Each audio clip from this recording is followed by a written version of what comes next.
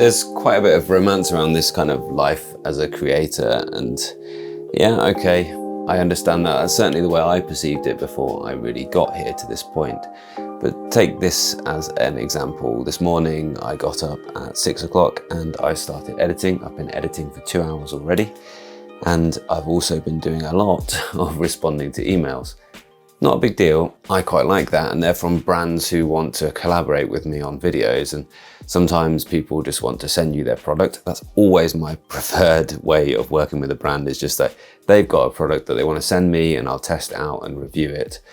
Or sometimes they want to pay for reviews, and actually in the next 20 minutes I'm going to start a video call with a brand who want to send me their product. They're a telescope brand, so it's a fascinating new sort of avenue for me.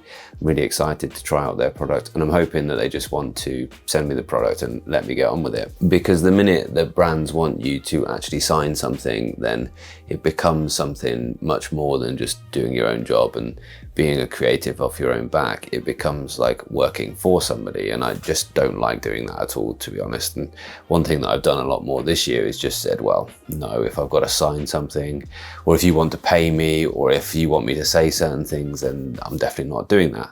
And I've never been somebody who's just, parroted the brand's narrative back to my audience, because I just don't think we need that. We can see that on adverts already. And it's true that when you start out, you kind of feel that once brands start approaching you and wanting to pay you to put their stuff in your content, surely that's like making it, and surely that's like the money tree that's going to mean that you can just do as you please forever. But actually, working with brands makes it much more like a normal job. Working with brands for money, that is, makes it much more like a normal job.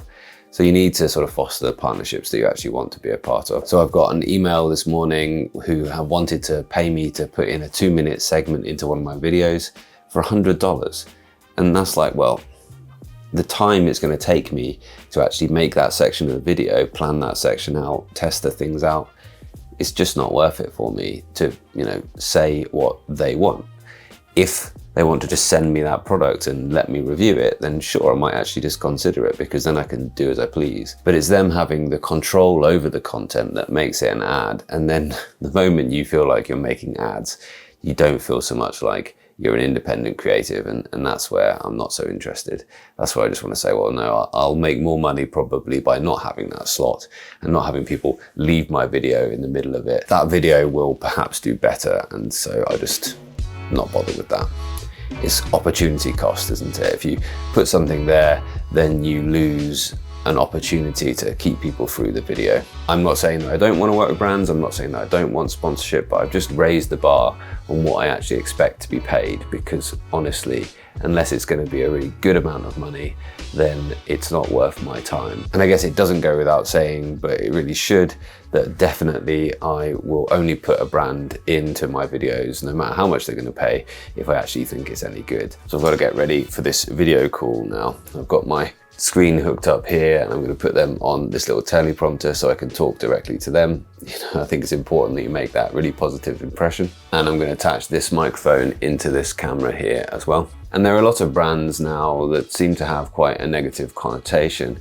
And it seems like if you're a larger YouTuber or a larger personality with a bigger following, you can kind of get away with putting in less personal adverts within your videos. And it's something we talk about in podcasting. If you've got a massive distribution, people will kind of just accept, oh yeah, there's an ad in the middle, that they've been paid to say that. But when you're a smaller influencer, when you've got a smaller following, they actually really expect you to vet those brands a lot more. I find that a bit, it's not hypocritical, is it? But it's a bit like dual standards, and it makes it a bit of a minefield that honestly, if you're not sure about that, then just hold off. Just don't go in for the very first brand deal that you get because you're excited that a brand wants to work with you. Don't just be blinded by the excitement that somebody wants to work with you and just do whatever they say and sign whatever document they send. Actually really think and do your research about what working with a brand means. Right, I've got to get ready for this now. Wow, yeah, what a nice person. That was a really nice conversation.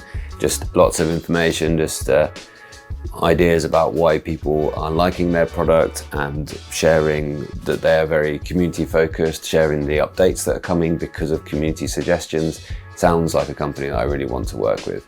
Definitely Nothing, no red flags, no surprises there. Really nice talking with the person. Just, yeah, just that's the type of collaboration that you want.